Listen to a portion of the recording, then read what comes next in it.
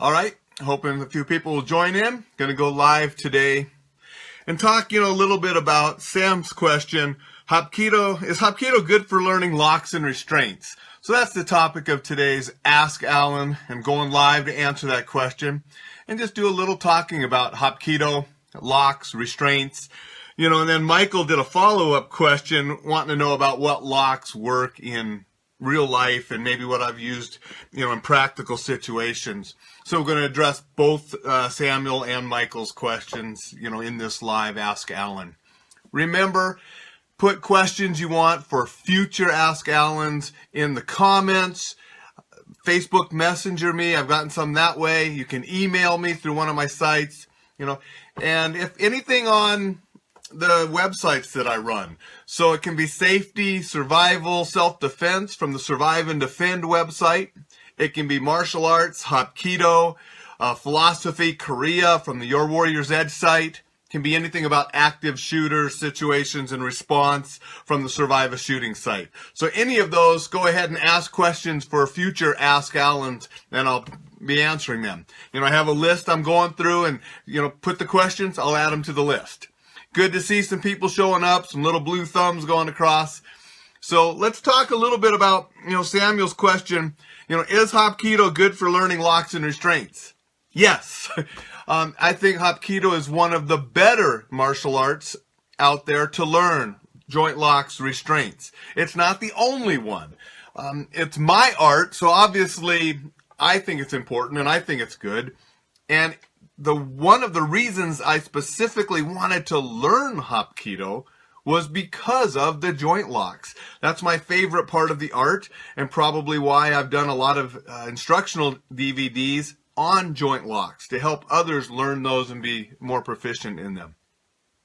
There are other styles, there's Aikido has locks, there's Jiu-Jitsu has locks, different styles have locks. So Hapkido's not the only one, but I do think Hapkido is an excellent art if you want to learn locks and restraining techniques. There are techniques in Hapkido that are specifically designed to help restrain and escort people. They're called arresting locks often. And, Tom Antion's been watching some of these lives, and I don't want him to hit me upside the head the next time I go to his place to do some training. Tom is a mentor of mine for marketing, so I'm going to mention these because Tom would hit me in the head if I didn't. I have 2 Restraint and Control DVDs out, this set, and a lot of the information in here comes from my Hapkido background. So Hapkido is excellent for joint locks and restraint techniques. Getting into, Steven starts to watch. And yes, Steven's an Aikido person, and I mentioned Aikido a minute ago that is another art that has a lot of locks and restraints in it. Hapkido's not the only one. And actually, if you go back far enough, Hapkido and Aikido have some similar roots, so they're related. But let's get into Michael's part. He wants to know what locks have worked best in real life situations. There are only a couple locks out of all of the locks that we practice in Hapkido that I have used repetitively, working security and bouncing and such when I needed to restrain, control, and move someone. I've used gooseneck locks. I have used the one that's on the cover of my Hapkido Hoshinsel video, the first one I did with Paladin back in the 90s, where you have the guy sort of chicken winged up here. I've used that one to take people out. And I've used arm bars. And the arm bars have more of been a transitional lock or to take a person down where I could then put a lock on to move them somewhere else. The arm bar isn't necessarily the best for transporting someone. But when you have the minimal custody hold, you just grab the wrist and above the elbow and you're saying, you come with me, and they start to resist.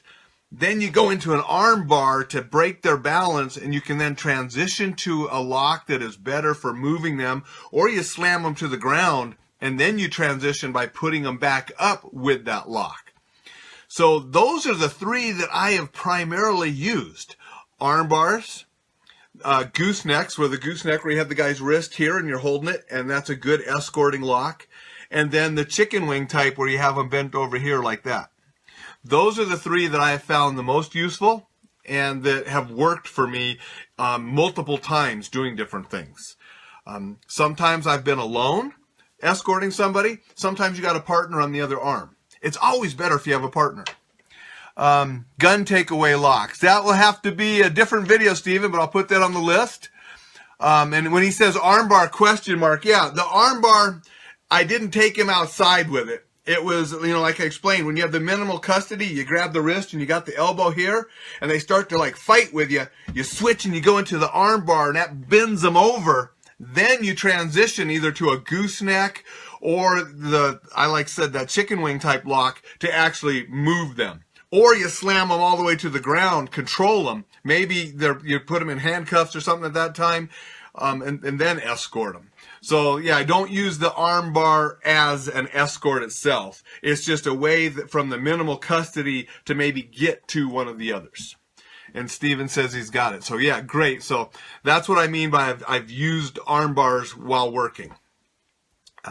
But the gooseneck and that one there, the chicken wing type, are my two favorites and sort of my go-tos, just because they work. I think if they're, the gooseneck, if for some reason he's feeling no pain, that's not quite as effective as the chicken wing, because chicken wing, even if it doesn't hurt, it bends them over and controls them because your shoulder just doesn't go that much. So even if it's not creating as much pain, it's creating the body reaction, getting them bent over because the way you're configured. And so it still helps you control. And then if they're too strong or they're not feeling the pain, you can drop them on their face with that one. Now, if you have two people and you're both working a partner and you both got their arms, and they're getting too out of control and you can't do anything, and there's a risk of somebody getting hurt, you both just take him down right on his face. It sucks for him because he has no hands to catch him, but he should have controlled him, stopped. And John says, howdy from Florida. Good to see you on here, John. We'll be seeing you in person here in a couple more weeks. Looking forward to that. So those are the locks that, Michael, that I have found to be the most effective and useful in real situations. I do like all locks, but I haven't found them as practical working security as those two. And so I've always just sort of gone to those two. Now, here's a little bonus thing. If you work in security and you're using these type of the pain compliant locks to help a person go outside, you need to reward people. And I talk about all of this stuff in the DVDs and a lot more. I think one of the best lessons in these DVDs has absolutely nothing to do with locks or controlling people, but how to deal with people and get them to not cause problems when you're working. But one of the things I always teach in live classes and through the DVDs, when you're escorting someone, if you're putting on a pain compliant hold to make the person do what you want, and they do what you want, lessen up the pain. If you don't reward them, they have no reason to be listening and doing what you want. So if I put on a gooseneck and I give them a little pain and they're like, I'm okay, and they start doing what I want, I let up on it. I'm ready to reapply if needed, but if they're doing what I want, I don't increase the pain. I lessen the pain because I'm getting the action and the desired effect of what I want, which is usually to take them from here to outside. Okay. If they start to act up and they're not cooperating, then you can increase the pain until they do, and then you reward them. So that's very important when you're moving somebody from here to there. You have to reward the good behavior, and then if they're not doing what you want, then you can increase the pain to get the desired effect. So always remember that when you're doing locks in order to move somebody when you're working. Jamar says, Hapkido, great info, sir. I'll see you at training tonight. Yep, look forward to it. So appreciate you being on here, Jamar. So essentially, that's what I wanted to say today. I wanted to, I don't want all of these Ask Allens to be marathon live sessions, but I want to answer the questions that are asked. If you have new questions you want me to answer in a new Ask Allen, just give it in a comment, because I go through the comments and I write them down on my list here, and I'm making lists of things that people want me to answer. You can private message me through Facebook. People have done that. I got some questions on my list that way. You can email me stuff. So again, anything from any of my websites, martial arts, Hapkido, Korean stuff, philosophy, anything in the martial art arena, Your Warrior's Edge stuff is fair game.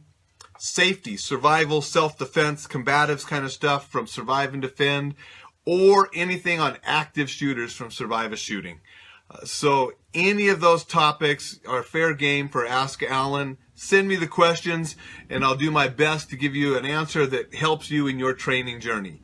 Until then, till next time, stay safe and make it a great week. It's only Tuesday. My week's going fast. I got so much going on, which you'll hear more about towards the end of the week.